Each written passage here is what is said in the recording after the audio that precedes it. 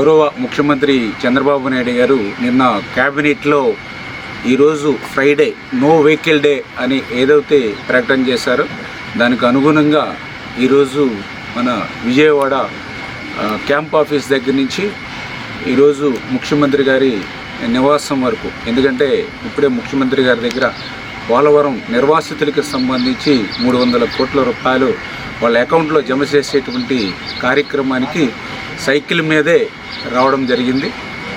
ఈ సందర్భంగా ఒకటే చెప్పదలుచుకున్నాం, ఏదైతే మన ప్రియతమ నరేంద్ర మోడీ గారు ప్రధాని గారు ఒక పిలుపు ఇచ్చారు, డీజిల్ పెట్రోల్ వాడకాన్ని తగ్గించుకోవాలి, విద్యుత్ వాడకాన్ని తగ్గించుకోవాలి, పొదుపు చేయాలి అని ఏదైతే యుద్ధం వల్ల వస్తున్నటువంటి పరిస్థితులు కానీ రూపాయి మార్క ద్రవ్యం తగ్గుతున్నటువంటి పరిస్థితులు కానీ దృష్టిలో పెట్టుకుని ఏదైతే నరేంద్ర మోడీ గారు పిలుపిచ్చారో మరి ఆ పిలుపుని కొంతమంది వైసీపీ నాయకులు ఉన్న అవహేళన చేస్తూ మాట్లాడుతూ ఉంటే చాలా బాధ అనిపిస్తూ ఉంది.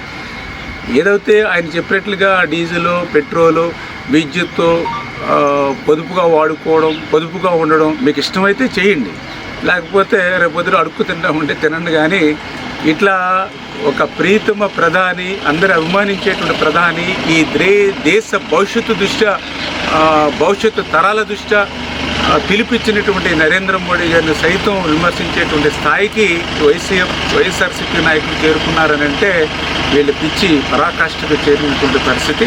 మరి ఈరోజు క్యాంప్ ఆఫీస్ దగ్గర నుంచి ముఖ్యమంత్రి గారి నివాసం ఏదైతే ఈ యొక్క పోలవరం నిర్వాసితుల మీటింగ్ సందర్భంగా ఈ 10-12 కిలోమీటర్లు ఏదైతే సైకిల్ మీద వచ్చామో నిజంగా చాలా సంతోషంగా ఉంది. కొంత ఫ్యూయల్ని ఆదా చేస్తున్నామనేటువంటిది, అదేవిధంగా శారీరకంగా కూడా ఆరోగ్యంగా కూడా మంచిది. అదేవిధంగా వస్తున్నటువంటి రోడ్డు వెంబడి ప్రజల్ని అందరినీ దగ్గరగా ఉంటున్నటువంటి పరిస్థితి. ఈ రకంగా ఏ కోణంలో చూసినా కూడా ఇది ఈ దేశానికే కాదు, ఈ రాష్ట్రానికే కాదు, వ్యక్తిగతంగా మనకు కూడా చాలా అవసరమని కూడా అనిపిస్తున్నటువంటి పరిస్థితి.